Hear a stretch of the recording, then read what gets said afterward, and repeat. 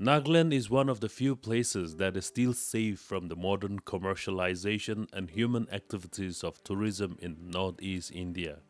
And Konoma is undoubtedly one of the best places to visit in Nagaland. And today I'm going to take you on a discovery of the famous Konoma village. But first, a rare morning visual delight of Kohima town from the cathedral viewpoint.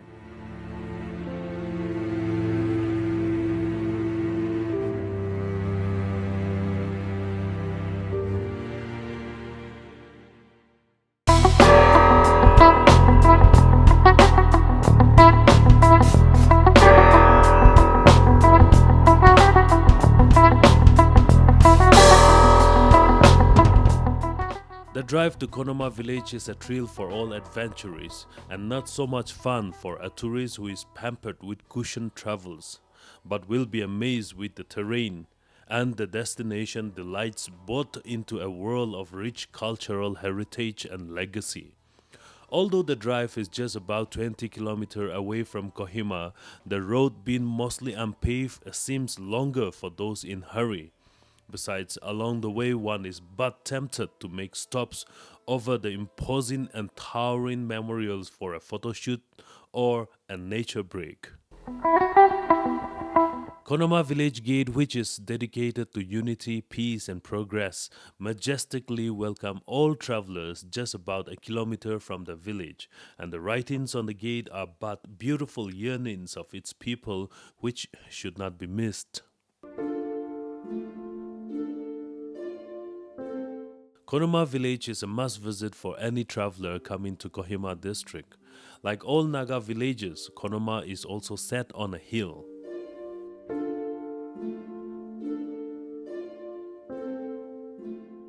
The village truly embodies the green village tag with its unending shades of lush greenery surrounded by beautifully crafted stoneworks from its pavements to walls and onto the majestic stone gates. It is only when one takes a village walk through the lanes that this is no ordinary village.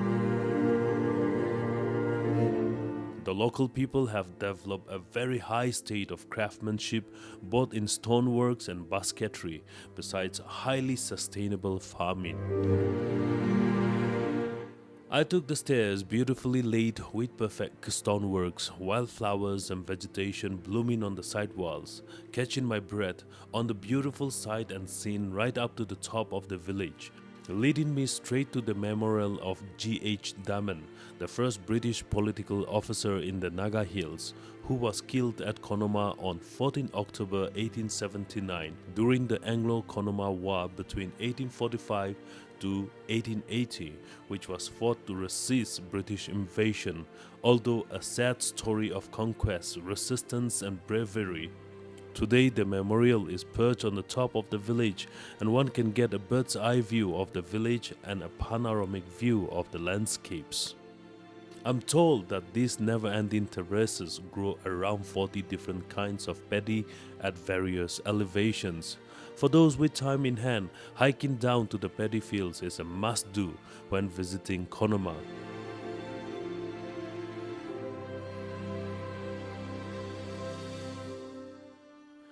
Konoma bears the remembrance of the enriched heritage and cultural legacy of Nagaland. This Angami tribe village holds an important place in the history of Nagaland. The brave warriors of Nagaland who had fought with invaders to protect their motherland. Every nook and corner of the village speaks about the sacrifice of the villagers to save their land from the foreign intruders. You can find several memorials in the village built in honor of those fighters who sacrificed their lives for the betterment of the village. Surrounded by dense green mountains and endowed with scenic beauty, this village attracts tourists across the world. Every tourist spot of Konoma reflects the old glory of Nagaland. The village houses in Konoma are mostly made out of easily available materials as in mud flooring, tin walls and roofs, wood and bamboo alongside modern concrete buildings with the passage of time. All the houses seem to have fencing made of stones that surrounds them.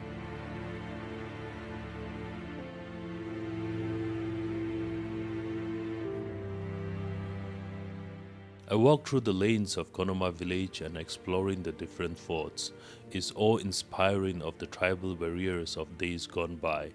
I was amazed at the massive stoneworks, the bravery of the villagers to fight against the might of the British, and the sacrifices for the love of freedom and honor. Konoma is truly the vanguard village of Nagaland.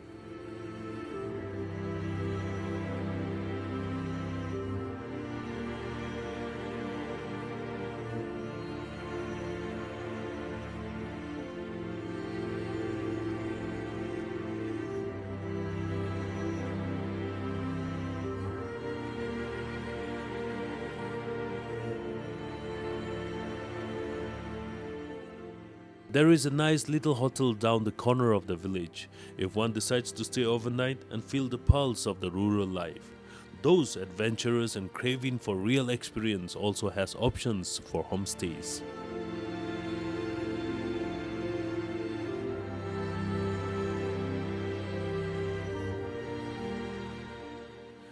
The young one's choice of recreational sports seems to be perfect at a time when satellite TV and smartphones have got the imagination of the vulnerable minds.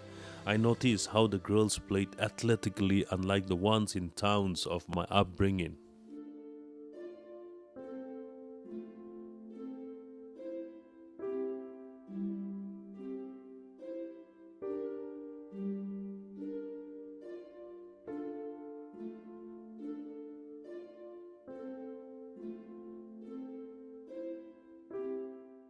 Seeing children learning to wash at tender age, oblivious of the cold, simply speaks of volumes of how rural life helps and equips its people early on, and how our society continues to propose gender roles.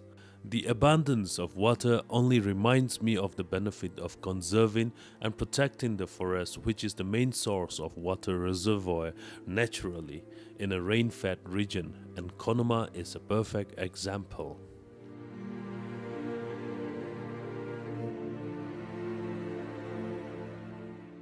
While the cute little boys play with their toys in the front yard of the Morung, a common space in the village for any recreational and learning place, some would leisurely rest and rejuvenate. It may be noted that a Morung is a very important social space among the Nagas. This is one place where the adults and elderly teachers and passes on their learnings and experiences, stories and legends down to the young ones.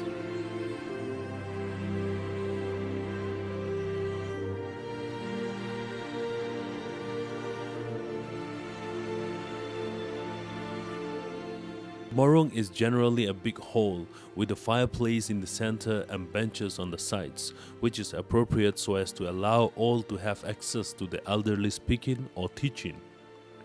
Carrying a big smile over my luck to find elders working on their products skillfully, I took time lavishly to watch them work smoothly into their piece of art. These products are carefully, painstakingly handcrafted with the skills passed on through the years and experiences gained with their rudimentary tools. And it comes at a premium, but worth it all to those who can afford it.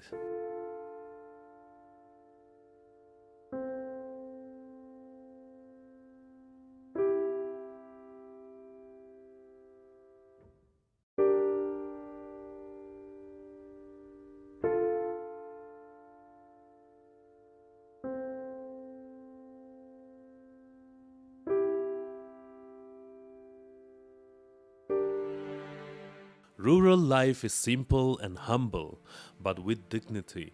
On a normal day when people are free from the chores of fieldworks, it is often seen people come together over a cup of local brew or food and spend time with each other. There is community living and interaction all time, unlike cities where isolation and exclusivity has tangled up the people. People in the villages rely on their produce. Konoma is known for its self-sustaining paddy fields, and seeing a woman collecting her paddy after drying in the sun is something one must observe given the opportunity. The geometrically arranged solid rocks on a circular space with a center stage in the lower part of the village and present amongst all Celts is called a dahu. This also, like a morung, is a public space for the households and the clans to come together over recreation or discussion on matters of public importance, besides announcements, if any.